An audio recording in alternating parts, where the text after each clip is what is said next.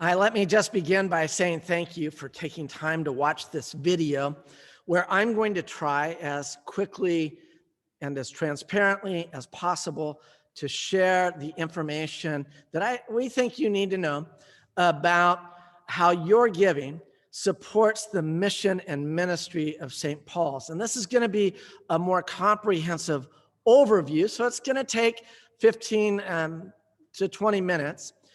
So I will appreciate if you hang in with me there, and I believe that you will be blessed just to know all of this information.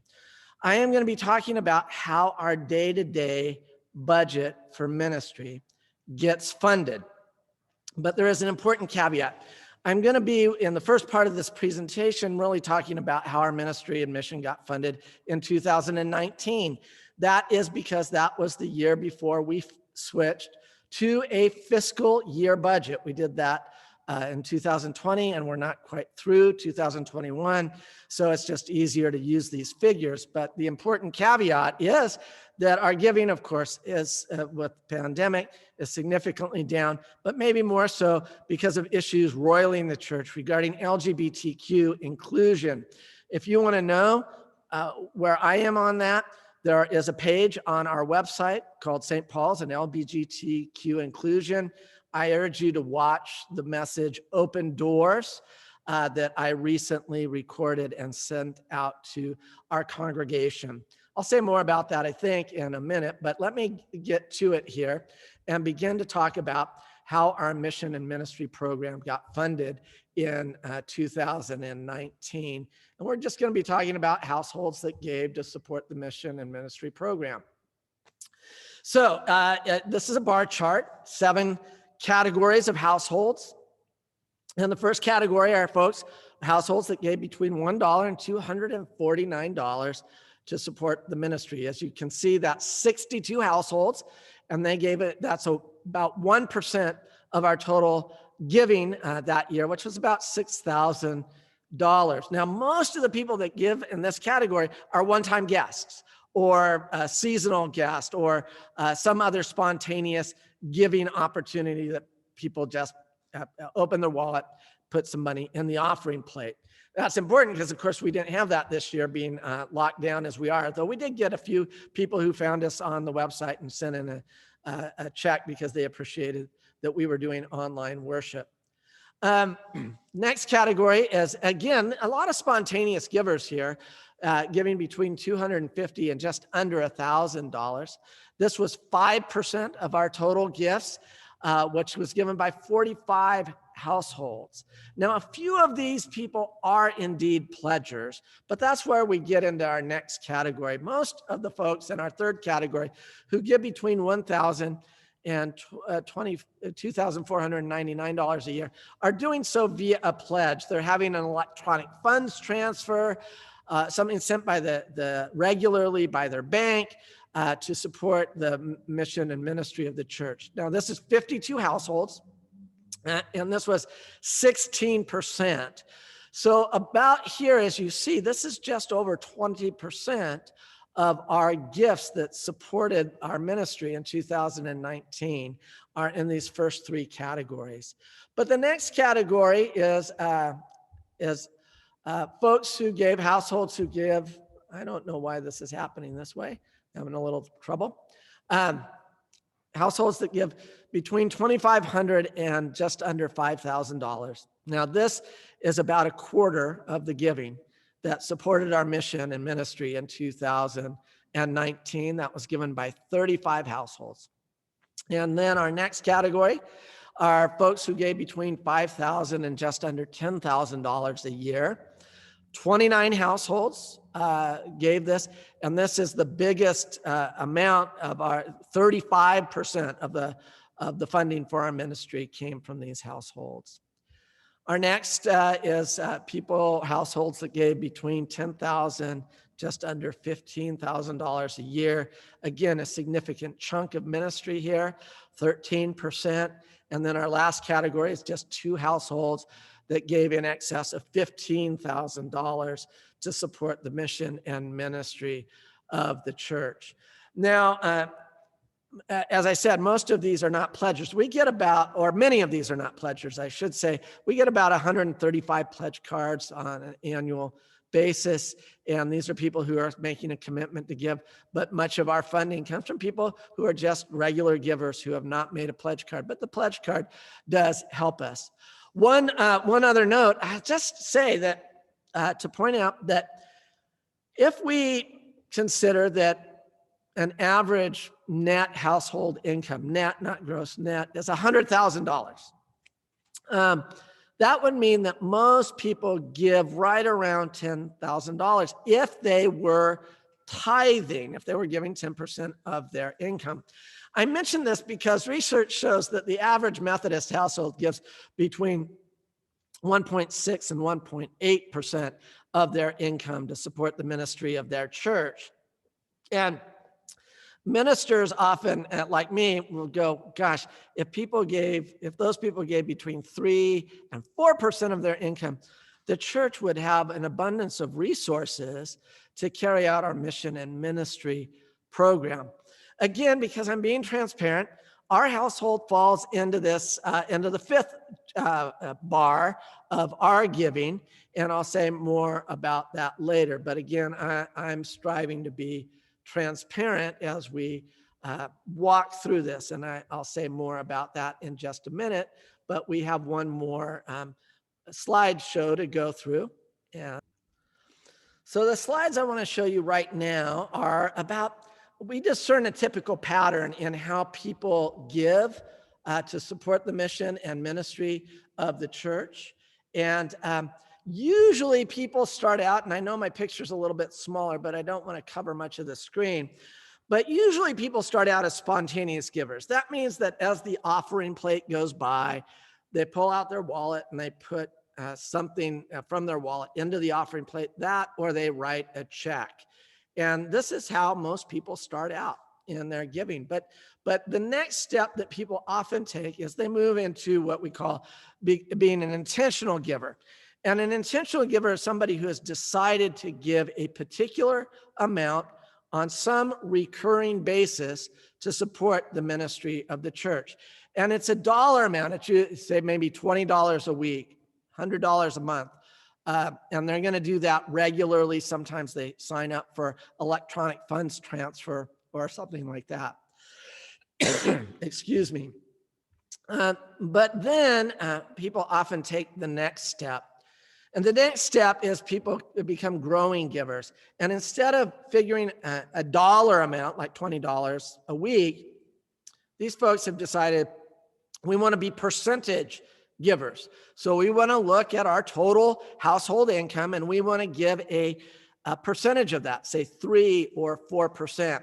Most often what I see is people do this when they decide that they want to grow towards becoming a tither, giving a biblical tithe of 10%. So they start by giving 3, 4, 5%, and then each year they try to go up a percentage until they get to biblical tithing, and that's the tithing giver. And a tithe is actually a biblical term of 10% of the income we give, our household income, to support the ministry and mission of the church. And most people don't begin by being tithers automatically. It takes some time. I'm grateful, even before Jen and I got married, we agreed that tithing was important, an important goal, even though we weren't always there, especially early on in ministry. But we really wanted to be tithers. And for the most part, throughout our ministry and life together, we have been able to do that with some exceptions. And then I'm going to cover up the next one, but it's what you can't see is the circle that says extravagant giver. And many people actually do this. I'm always struck by the people who have a real joyful heart about giving, that give beyond a tithe. And some people grow to this level. And I've seen people who give 20% of a double tithe, basically because they feel blessed by God and they like to share what they have. They feel a particular freedom in being able to do that. Now, I said I was going to say something earlier and then I forgot, but I'll go ahead and share it now, is that, because of the issues regarding LGBTQ inclusion in the church, some because of all the racial turmoil of the past year, and some because of the pandemic, all of that has affected our giving. And so, like I said, our giving is going to be, maybe 25% lower this year, we expect, than the year before. The finance team's been monitoring it carefully and trying to make sure that we make prudent decisions. So we haven't had to go into our reserves yet, but we probably will be very soon. But I did want to do one more thing, and that is, to be candid about our giving. And one of the things you should know, our budget, everything we do is totally available for everyone to look at. Our personal giving records are not. Those are confidential, except for one. If you want to double check and make sure the pastor is practicing what he preaches, you could ask, and Megan, and she can provide you our statement of giving for 2019 and this year, just so you can see that. It doesn't bother me. You know exactly how much money I make, and you can know exactly how much money we give in our household. But I'm going to try and describe to you how we do this, because clergy salary is complicated. And like I said, you vote every year on my total package, but that includes a lot of elements that are not actually compensation specified to me. And a lot of it is, and a lot of it isn't. But here's how we figure it out. So this year, our total salary that we paid 24 times a year, twice a month, was $60,000 we're paid annually, divided by 24. And that's our cash salary take home. Now you see this multiplier times 0.25%, totaling $75,000. This is really high tech, isn't it? That is a housing calculation. It's not actual dollars, but it is used for us to determine how much we need to send to Social Security, or also pension calculations. And so United Methodist clergy are self-employed. All the other employees of the church are covered by Social Security, and your giving pays into their Social Security account, not the pastors. The church doesn't pay anything for the pastor's Social Security. We're self-employed. So some of you who are self-employed know that you need to provide 12.4% for your Social Security, which is that would come out to $9,300 for us. And because of the actual dollars coming into our house are not 75, but 60,000 less $9,300, then our total salary is cash dollars, $50,700. And then we multiply that by 10%, and that gives us the tithe amount based on my salary. Now, Jen is working full-time this year. Oftentimes, she has not worked full-time in the course of our ministry, but we'll take her take-home salary, we'll add it to that, and that will give us our tithe. Now, we try to give first of the month. We do give first of the month. We have it sent in by the bank, so it's our first fruit offering, our first priority. It's our first gift, our first check written, and so we believe in doing that. And then at the end of the year, this is interesting. Some years we get to the end of the year and we do our taxes and we look and we go, oh, we were a little short of a tithe. And so our goal then is to write a check to the church to make up for that. Some years we've done more than a tithe, and we feel great about that. We don't try to get that money back, obviously, but we would rather give more than a tithe if we do. We also try to support special giving programs here at the church, and like Momentum for Ministry and things like that. And we also have a couple other things that we feel strongly about supporting. But it's also important to know that there's been times where we have not been able to tithe.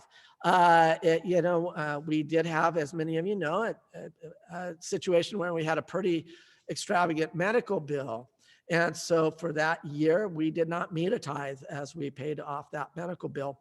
Um, but I would say that more than 80% of the time over our ministry, probably more like 90% of the time, we have been able to tithe to our church, and we feel good about doing that.